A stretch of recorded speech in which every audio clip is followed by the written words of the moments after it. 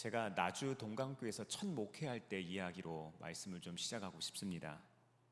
당시에 제가 제일 무서워하던 게 하나 있었어요. 뭔지 아세요? 권사님들이 화초를 가지고 오시는 게 제일 무서웠어요. 화분을 갖고 오시거든요, 교회에. 제가 사람은 잘 키워도 화초는 잘 못 키워요. 사람이 어떻게든 붙들고 대화하고 기도하고 사랑하면 키우는데 이 화초는 그게 안 되는 거예요. 이상하게 제 마음대로 안 됩니다. 그런데 이 권사님들께서는요, 사명감이 있으세요. 꼭 우리 교회가 예뻐져야 된다는 사명감이 있으신 거예요. 그러니까 화초를 그렇게 갖고 오시는 거예요. 목사님, 이거 꽃피면 참 이뻐요, 이렇게 이야기하세요. 꼭 그런 얘기를 붙여서 하시는 거예요. 목사님, 이 화초는 키우는 거 진짜 쉬워요, 이렇게 이야기하세요. 꽃 예쁜 거 저도 알죠. 그런데 그냥 꽃 피는 화초는 없습니다. 뭔가를 해야죠. 이걸 죽일 수도 없고 살릴 수도 없는 거예요. 저는 화초뿐만 아니라 이 화단 가꾸는 건 더 힘들겠죠. 정말 재주가 없어요. 하루는 제가 화단을 가꿔보려고 야심차게 비료를 샀어요. 이제 읍내에 나가서 잡초를 싹 정리하고 흙과 잘 섞어서 이제 화초를 심은 거예요. 정말 열심히 했어요. 근데 꽃들이 시들시들 하더니 얼마 가지 않아서 다 죽어버린 거예요. 나중에 알고 보니까 이유가 있어요. 이 땅을 고르고 비료를 섞은 뒤에는 1, 2주 정도 땅을 그냥 내버려 둬야 되는 거예요. 가스를 빼야 되는 거예요. 제가 그걸 모르고 마음이 급하니까 그냥 바로 심어버린 거예요. 좋은 재료도 있었고 정성도 들였는데 땅이 준비되지를 않은 거예요. 저는 한 가지 크게 깨달았습니다. 무엇을 심느냐도 중요한데 어디에 심느냐가 중요한 거예요. 정말 그게 중요하더라고요. 땅이 준비되지 않으면 열매를 맺을 수가 없어요. 열매가 아니라 아예 자라지도 못하더라고요. 오늘 예수님께서 들려주시는 이 씨 뿌리는 사람의 비유는요, 바로 이 이야기를 하고 있어요. 우리가 지난 몇 달 동안 이제 기도의 사람들 시리즈를 계속해서 말씀을 나눴잖아요. 이제 오늘부터 몇 주간 우리는 하나님의 나라의 비유들이라는 이 시리즈를 가지고 함께 말씀을 좀 나눠보고 싶습니다. 예수님은 하나님 나라를 설명하실 때 우리들의 삶의 일상적인 주제들을 사용을 하셨어요. 아주 우리들이 쉽게 알 수 있는, 우리들이 쉽게 적용할 수 있는 그런 주제들을 사용하셨죠. 씨 뿌리는 사람도 있고, 겨자씨 비유, 이 비유도 있고, 누룩도 있고, 이른 양 같은 그런 비유도 있을 겁니다. 또 포도원 품꾼도 있고 혼인잔치 같은 그런 비유를 통해서 예수님께서 하나님 나라를 설명하신 거예요. 그냥 이 비유가 다른 것을 설명하기 위한 것이 아니라 하나님 나라는 이런 것이다, 이런 것을 이야기하시고 싶은 거예요. 왜 그러셨을까요? 하나님 나라는요, 멀리 있는 나라가 아니라는 거예요. 우리가 나중에 죽어서 먼 미래에 가게 되는 그 나라가 하나님 나라가 아니라 우리 같은 보통 사람들을 찾으시고 우리의 삶 속에 임하시는 하나님의 나라가 있다는 것을 말씀하시고 싶은 거예요. 그래서 하나님의 나라는 오늘 우리의 삶에서 경험해야 하는 나라입니다. 그래서 씨 뿌리는 사람의 비유는요, 단지 네 종류의 밭 중에 내가 어떤 밭일까를 그냥 확인하는 자리가 아니에요. 더 깊이 말하면 하나님의 말씀이 지금 내 마음과 내 삶 가운데 이루어지고 있는가, 내가 지금도 내 삶을 하나님의 나라로 경험하고 있는가, 이거에 대한 질문인 거예요. 말씀이 내 마음에 들어오고 내 생각과 선택을 바꾸고요, 그리고 내 삶을 다스리기 시작할 때 하나님의 나라가 시작됩니다. 자, 오늘 말씀을 통해서 우리의 마음의 밭이 새로워지는 시간 될 수 있기를 바랍니다. 자, 우리 가정에서, 우리의 일터에서도, 우리 관계 속에서도 하나님의 나라가 만들어져야죠. 그렇다면 오늘 말씀을 통해서 첫 번째로 하나님께서 우리에게 주시는 하나님 나라의 깨달음은 뭘까요? 하나님의 나라는요, 말씀을 받는 마음에서 시작되는 거예요. 우리의 삶의 가장 사소한 부분부터 시작됩니다. 13장 4절에서 8절 말씀 같이 한번 읽어보겠습니다. 시작. 그가 씨를 뿌리는데 덜어는 길가에 떨어지니 새들이 와서 그것을 쪼아 먹었다. 또 덜어는 흙이 많지 않은 돌짝밭에 떨어지니 흙이 깊지 않아서 싹은 곧 났지만 해가 뜨자 타버리고 뿌리가 없어서 말라버렸다. 또 더러는 가시덤불에 떨어지니 가시덤불이 자라서 그 기운을 막았다. 그러나 더러는 좋은 땅에 떨어져서 열매를 맺었는데 어떤 것은 100배가 되고 어떤 것은 60배가 되고 어떤 것은 30배가 되었다. 아멘. 지금 영적 상상력을 한번 동원해 보세요. 예수님의 지금 이 비유를 듣는 사람들은요, 아주 평범한 이야기를 듣고 있는 거예요. 자기의 일상에서 일어나는 일들. 지금 우리 삶으로 적용하면 지금 직장 이야기하고 계시는 거예요.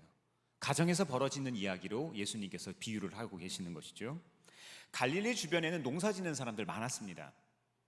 예수님은 아주 평범한 농사 이야기를 통해서 하나님의 나라를 설명을 하시는데, 이 씨 뿌리는 사람이 씨를 파종을 할 때 씨가 여러 곳에 떨어졌다고 지금 이야기를 하는 것이죠. 길가에 떨어지고 돌짝밭에 떨어지고 가시덤불과 좋은 땅에 떨어진 거예요. 여기서 중요한 게 하나 있는데, 뿌려진 씨가 같다 다르다? 똑같은 씨가 떨어진 거예요. 똑같은 사람이 똑같은 씨를 뿌렸습니다.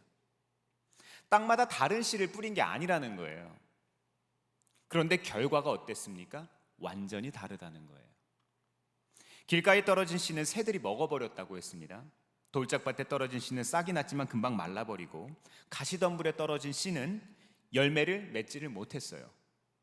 반면에 좋은 땅에 떨어진 씨는 100배, 30배, 60배, 100배 이런 결실을 맺게 되었죠. 왜 그렇게 결과가 달랐을까? 이유는 명백하죠. 아주 간단합니다. 밭이 다른 거예요. 여기서 씨를 뿌리다라는 말은 헬라어 스페로이라는 말인데, 이게 넓게 뿌리다라는 그런 뜻을 가지고 있어요. 조심스럽게 한 알 한 알 심는 게 아닌 거예요. 그러니까 이렇게 넓게 뿌리다 보니까 씨가 여러 종류의 밭에 뿌려지게 된 것이죠. 이 장면은 하나님의 말씀이 오늘날 우리의 삶에 적용되고 뿌려지는 것과도 굉장히 닮아 있습니다. 말씀의 씨가 오늘도 다양하게 뿌려지고 있죠. 유튜브만 봐도 굉장히 많은 설교자들이 있어요. 그렇죠? TV만 봐도 기독교 방송들이 있고요. 우리는 손쉽게 예배드릴 수 있는 시대에 살아가고 있습니다. 교회 대면 예배를 나오지 않아도 온라인으로도 요즘에는 온라인으로 등록하는 성도들도 있어요. 같은 예배 가운데, 같은 말씀과 같은 은혜 가운데 뿌려지고 있는 거예요. 말씀의 씨가. 그런데 모든 사람이 같은 열매를 맺는 게 아니죠. 한번 학교 다닐 때 생각해 볼까요? 학교 다닐 때 저 때는 한 55명 정도 한 반에 있었거든요. 그 좁은 교실에 남자아이들이 득실득실하게 이렇게 있는데, 선생님이 말씀을 해도 그 말씀에 대해서 듣는 애들도 있고 듣지 않는 애들이 있죠. 듣기는 해도 이해가 남다른 애들도 있고 이해가 안 되는 아이들도 있을 거예요.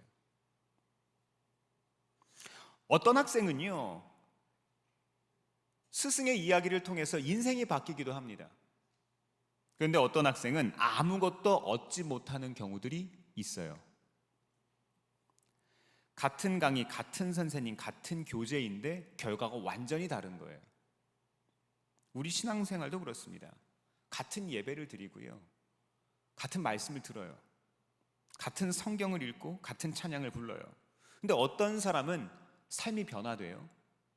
자, 여기서 삶이 변화되었다는 것은요, 그 사람이 10년, 20년, 30년 시간이 가면 갈수록 달라진다는 것을 이야기하는 거예요. 원래 착한 사람들이 있어요. 그렇죠? 원래 안 싸우는 사람들이 있어요. 원래 순한 사람들이 있어요. 이거 말고요, 순하다고 신앙의 척도가 아닙니다. 제가 누차 말씀을 드리잖아요. 그렇죠? 우리의 삶이 과거와 비교해서 얼마나 달라졌느냐가 중요한 것이지, 그 사람이 원래 순하냐 아니냐는 믿음의 척도가 아닌 거예요. 오랫동안 붙잡고 있던 생각을 내려놓을 수 있어요. 용서하지 못했던 사람들을 이제 용서하기 시작합니다. 그 사람을 위해서 기도하기도 해요. 반면 어떤 사람은요, 수년을 듣고 한평생을 교회를 다녀도 변하지 않는 사람들이 있어요. 아주 굳건한 사람들이죠. 예배를 드리지만 삶을 보면 그대로입니다. 말씀을 듣지만 말씀이 내 삶에 살아있는 레마가 되지 못하는 거예요. 왜 그럴까요? 예수님은 그 이유를 우리 마음에서 찾으신 거예요. 우리 마음의 문제라는 거예요. 사랑하는 성도 여러분, 오늘 말씀 어떤 마음으로 듣고 계십니까? 교회 오래 다녔다고 자동으로 열매가 맺어지는 게 아니에요. 인생의 고난을 경험했다고, 그냥 나이를 먹었다고 다 지혜로워지는 건 아니지 않습니까? 설교 많이 들었다고 자동으로 성숙해지는 거 아니에요. 그냥 예배를 참석한다고 해서 믿음이 자라는 게 아니라니까요. 중요한 것은 말씀 앞에 선 마음인 거예요. 내 삶에 어떻게 적용하는가예요. 내 삶에 말씀이 살아있으려면 말씀을 내 삶으로 가지고 가야죠. 하나님 나라는 내 생각이 강한 곳에서 시작되지 않습니다. 내 경험이 기준된 곳에서 시작될 수가 없어요. 하나님 나라는 하나님의 말씀이 내 마음에 받아들여지고 그 말씀이 나를 다스리기 시작할 때 시작되는 거예요. 그래서 우리는 말씀을 들을 때마다 이렇게 물을 수 있어야 돼요. 하나님, 오늘 이 말씀이 제 안에서 시작되게 해주세요. 제 생각보다 하나님의 말씀이 앞서게 해주세요. 제 마음이 말씀을 받을 수 있는 마음의 형편이 될 수 있도록 도와주세요. 우리 이렇게 기도해야죠. 말씀의 씨는 오늘도 뿌려지고 있는 거예요. 오늘도 수많은 하나님의 은혜의 순간들을 통해서 뿌려지고 있어요. 문제는 하나님에게 있지 않아요. 말씀이 부족한 것도 아닙니다. 우리가 그 말씀을 받을 마음이 있느냐는 거예요. 우리 모두 말씀 앞에 마음을 열 수 있기를 바랍니다. 자, 하나님의 나라가 내 생각이 아니라 하나님의 말씀으로 시작될 수 있어야죠. 자, 그렇다면 두 번째로 우리에게 주시는 하나님 나라의 깨달음은 뭘까요? 하나님 나라는 우리 마음의 돌과 가시를 걷어낼 때 시작이 됩니다. 13장 19절에서 22절 말씀 같이 한번 읽어보겠습니다. 시작. 누구든지 하늘 나라를 두고 하는 말씀을 듣고도 깨닫지 못하면 악한 자가 와서 그 마음에 뿌려진 것을 빼앗아 간다. 길가에 뿌린 씨는 그런 사람을 두고 하는 말이다. 또 돌짝밭에 뿌린 씨는 이런 사람이다. 그는 말씀을 듣고 곧 기쁘게 받아들이기는 하지만 그 속에 뿌리가 없어서 오래가지 못하고 말씀 때문에 환난이나 박해가 일어나면 곧 걸려 넘어진다. 또 가시덤불 속에 뿌린 씨는 이런 사람이다. 그는 말씀을 듣기는 하지만 세상의 염려와 재물의 유혹이 말씀을 막아 열매를 맺지 못한다. 아멘. 제가 다시 한번 말씀드리지만 여기 나오는 네 종류의 밭은 단순히 흙의 상태가 아니라 사람의 마음을 이야기하는 거예요. 예수님은 말씀이 우리의 삶에 뿌려질 때 그 말씀이 자라지 못하게 하는 마음의 상태가 있다 이렇게 이야기를 하신 거예요. 이 첫 번째 밭은 길가이죠. 길가에 떨어진 씨는 뿌리를 내리지 못한다고 했습니다. 이 사람들이 계속 밟고 지나가다 보니까 땅이 어떻게 됐어요? 단단해진 거예요. 이 씨가 떨어져도 스며들지 않고 결국 새들이 와서 먹어버릴 수밖에 없는 것이죠. 이거는 듣지만 깨닫지 못하는 사람이라고 이야기합니다. 마음이 굳어져 있기 때문이죠. 삶의 상처들이 있으면 그럴 수 있어요. 삶이 계속해서 무언가 되지 않고 돌파가 되지 않고 삶이 계속 어려운 그런 상황들을 계속해서 만나다 보면 이런 마음을 품을 수도 있어요. 반복된 실망 때문에 마음이 굳어지는 거죠. 오래된 익숙함 때문에 또 마음이 무뎌진 것들도 있어요. 아주 익숙한 것들이 있잖아요. 예배의 자리가 너무 익숙해도 그럴 수 있어요. 우리도 말씀 들을 때 그렇게 생각할 수 있잖아요. 아, 씨 뿌리는 사람의 비유 이거 내가 789번 들었는데, 우리 이거 뻔히 알고 있는데, 어린이 교회학교 때부터 배웠는데, 이렇게 생각할 수 있잖아요. 야, 우리 목사님 또 똑같은 예화하시네, 이렇게 생각하잖아요. 이게 길가와 같은 마음이라는 거예요. 말씀이 들어오지 못하면 우리의 삶에 하나님의 나라가 임할 수가 없는 것이죠. 두 번째 밭은 돌짝밭입니다. 돌짝밭에 씨가 떨어지면 싹이 나죠. 반응도 빠르지만 흙이 깊지가 않아요. 뿌리가 내릴 수가 없어서 금방 말라버리는 거예요. 예수님은 이것을 말씀을 듣고 기쁨으로는 받아들이지만 그 속에 뿌리가 없어서 오래가지 못하는 사람이라고 이야기를 하십니다. 바꿔 말하면 감정은 있는데 뿌리가 없는 거예요. 감정은 있는데 은혜가 없는 거예요. 이런 겁니다. 예배를 통해서 은혜를 받아요. 찬양 집회 같은 것들을 통해서 감정적으로 막 굉장히 뜨거워지고 막 눈물이 나는 것 같아요. 마음의 감동도 있습니다. 그런데 삶 속에서 은혜를 이어가지 못하는 거예요. 제가 굉장히 좋아하는 찬양 중에 이런 찬양이 있습니다. 찬양의 열기 모두 끝나면 주 앞에 나와 진정한 예배가 시작된다는 그런 찬양의 가사가 있어요.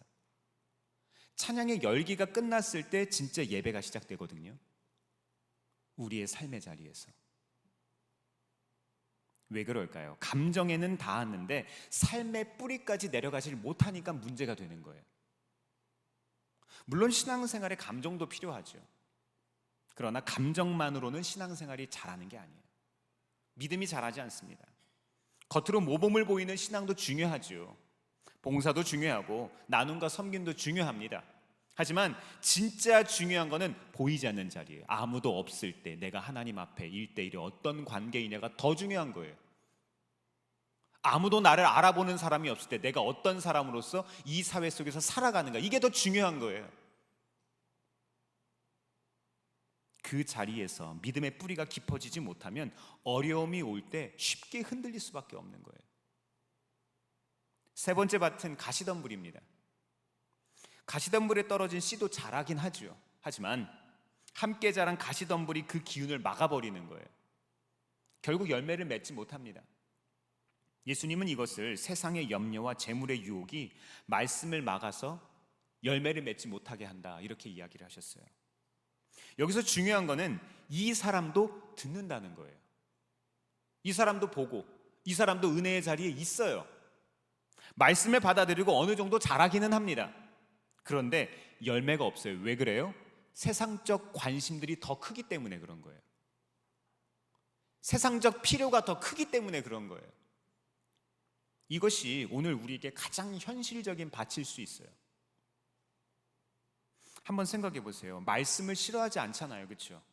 여러분들 저 싫어하십니까? 저 좋아하니까 오셨잖아요. 1부 예배에 주로 가시는 분들도 계시고 2부 예배에 주로 가시는 분들도 계세요. 또 1부, 2부 예배에 다 참석하시는 분들도 계세요, 그렇죠? 우리는 말씀을 사모하고 설교자도 좋아합니다. 우리 교회를 사랑해요.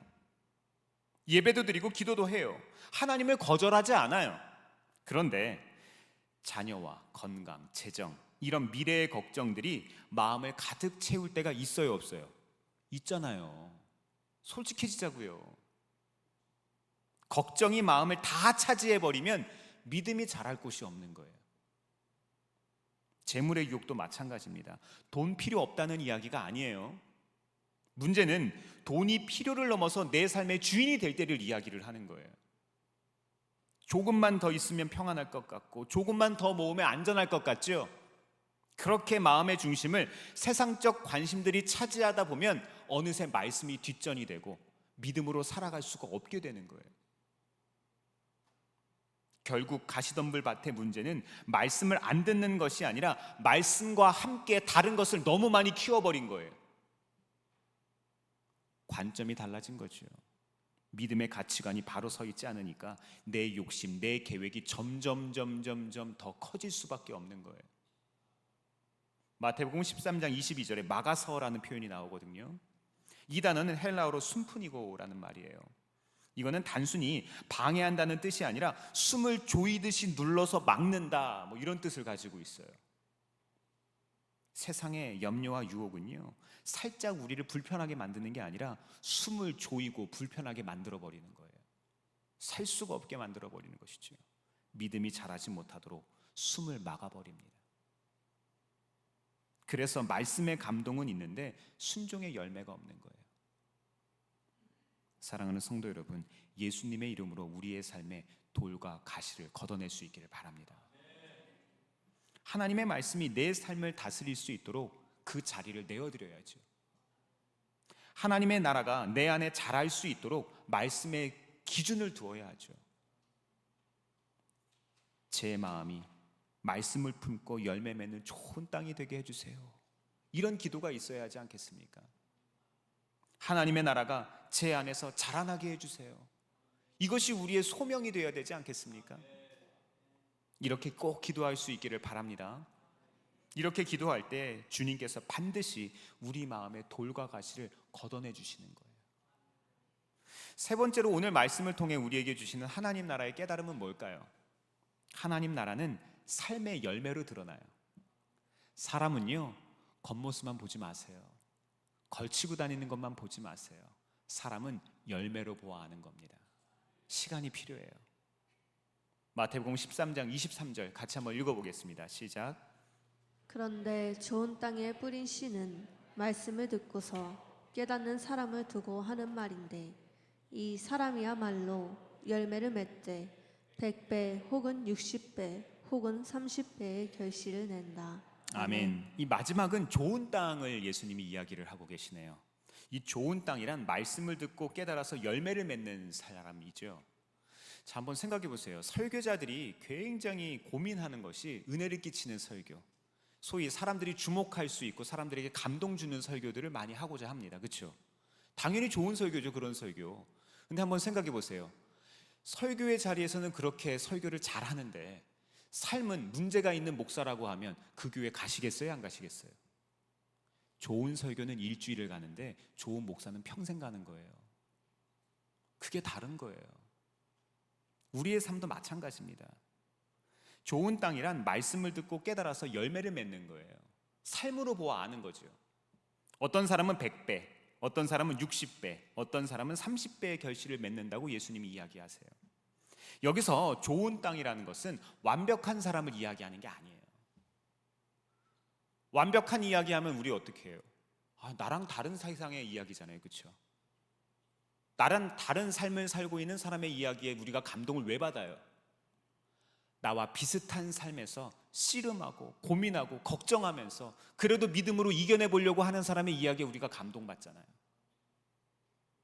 오늘 말씀의 문맥을 보면은요, 좋은 땅의 기준은 말씀 앞에 열린 마음의 여부예요. 열린 마음이 있느냐, 말씀을 삶으로 받아들이는 마음을 이야기를 하죠. 여기서 깨닫는다는 말은 단순히 머리로만 이해하는 얘기가 아니에요. 가슴으로 받아들이는 거죠. 말씀의 의미를 붙잡고 그 말씀이 내 삶과 관계에 있다는 것을 받아들이는 거예요. 우리는 되게 말씀 들을 때 어떻게 하세요? 설교 들을 때 특별히 은혜가 되는 그런 순간들이 있잖아요. 그럴 때 우리 어떻게 하세요? 자꾸 다른 사람 생각하잖아요. 저 집사님이 들었어야 되는데 들었나? 우리 딸이 저 소리를 꼭 들어야 되는데, 목사님 우리 딸한테 메시지 좀 보내주세요. 자기도 못하는 걸 왜 나보고 하라 그래? 네, 그 사람들에게도 필요한 말씀일 수 있지요. 그럴 수 있지요. 하지만 좋은 마음밭을 가진 사람이라면 하나님, 오늘 이 깨달은 말씀 앞에서 저는 어떻게 살아야 할까요? 먼저 이렇게 물어볼 수 있어야죠. 이렇게 말씀을 내 마음의 밭에 먼저 심어야죠. 그렇게 심다 보면 열매는 저절로 맺어집니다. 열매를 맺으려고 애쓰지 마세요. 마음밭이 문제입니다. 그렇다면 말씀의 열매는 뭘까요? 단순히 교회 일을 많이 하는 게 열매인가요? 우리의 삶에 세상적 성공을 성취하는 것이 열매인가요? 맞을 수 있지만 아닐 수도 있습니다. 예수님의 성품이 맺어지는 것이라고 저는 말씀드리고 싶어요. 예수님의 성품. 이전보다 내 마음이 부드러워지는 거예요. 내 뜻보다 하나님의 뜻을 묻게 되는 거예요. 알고만 있던 말씀을 작은 순종으로 옮기게 되는 거예요. 네, 그렇습니다. 하나님의 나라는요, 말로만 드러나는 게 아니에요.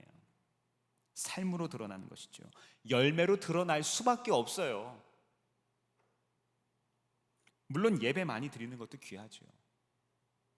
봉사의 자리에, 헌신의 자리에 있는 것도 중요하죠. 말씀을 많이 아는 것도 귀합니다.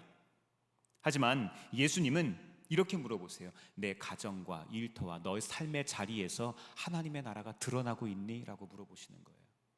그렇게 물어보세요. 내 마음에 뿌려진 말씀이 삶의 열매가 되고 있니? 이렇게 물어보실 거예요. 여기서 우리가 또 하나 기억할 것이 있는 게요, 우리는 예수님께서 모든 열매가 같다고 이야기하지 않으신 거예요. 어떤 것은 100배이고 어떤 것은 60배 그리고 30배라고 이야기하셨어요. 참 위로가 됩니다. 참 위로가 돼요. 하나님은 우리 모두에게 똑같은 모양의 열매를 요구하지 않으신다는 거예요. 중요한 것은 많고 적음이 아니라 단지 열매가 있느냐, 열매의 유무예요. 우리의 삶에 맺어진 열매가 있으면 되는 거예요. 생각해보면 말씨가 부드러워지는 것도 열매죠.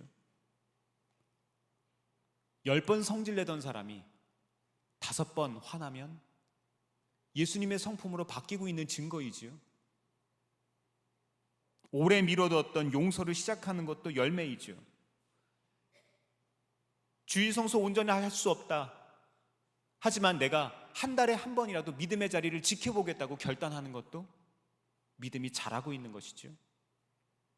내 뜻을 내려놓고 하나님의 뜻을 묻기 시작하는 것도 열매이죠. 대단하지 않아 보여도, 작아 보여도 괜찮습니다. 주님께서는 단계가 있다고 이야기하시고 모든 사람에게 열매만 있으면 된다고 이야기하셨어요. 사실 생각해보면요, 30배도 대단한 열매입니다. 내가 30배나 바뀐 거잖아요. 중국 남부 지역에 모소라고 하는 종류의 대나무가 있다고 합니다. 근데 이 대나무가 땅 위로 모습을 드러내면 하루가 다르게 자라는데 하루에 1m도 자란대요. 엄청나죠. 2달이면 20m가 넘어간대요. 근데 중요한 것은 이 대나무가 갑자기 성장이 시작된 게 아니라는 거예요.